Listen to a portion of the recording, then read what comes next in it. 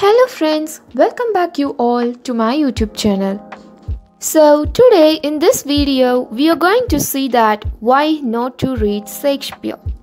When you finish watching this video, I think you will never ever choose Shakespeare to read.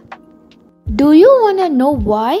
Then come on, watch this video till the very end without ignoring any part. Before that, let me introduce myself. I am Saranya, and if you like the work I am doing and want to motivate me to make more such videos, make sure you hit that big fat like button. Let's begin. Are you guys trying to improve your English fluency and are suggested to read books?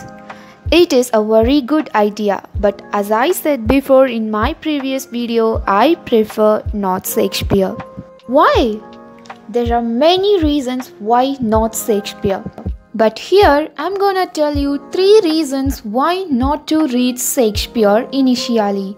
Let's see them one by one. Number 1. Shakespeare, as we all know that, was a writer of later 16th century and early 17th century. I'm not telling his works are no longer relevant, but please don't start with Shakespeare. Nowadays, English is divided into 3 parts. One is Old English, and second one Middle English, and the last one Modern English. Now we are using Modern English. So the best example why not Shakespeare is as follows. I'll give you a sentence from his famous tragic play Romeo and Juliet. Let's check. The sentence is, "Thou art thyself." I repeat, "Thou art thyself." This is the sentence said by Juliet to Romeo. Do you guys have any idea about this sentence? This is really a very simple sentence, But this sentence is actually framed with Olden English words.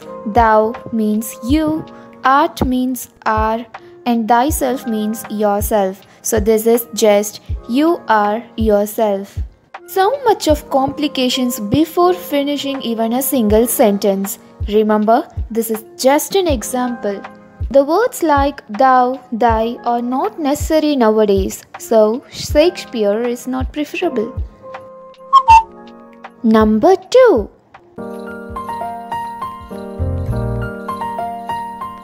Actually, it is not a boring one, but when you start with Shakespeare, then clearly it is a boring one.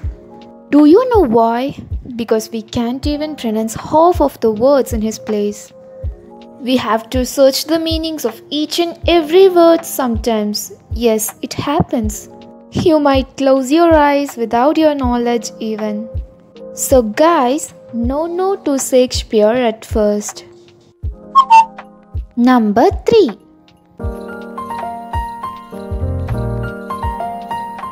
So guys, you are suggested to read books. If you complete reading a book without a pause or break, then it is read in one sitting. It gives you a complete satisfaction in reading and a clear glance of the story. In this case, I prefer not Shakespeare because if we are in the starting stage of reading, then reading Shakespeare in one sitting is just impossible. It breaks the interest in you. So I choose not Shakespeare at first. I'm neither telling you should not read Shakespeare forever and ever, nor his works are irrelevant. My suggestion is that please don't start with Shakespeare. So that's all about the video. Hope you all like this. If so, then hit the like button and do subscribe to my channel.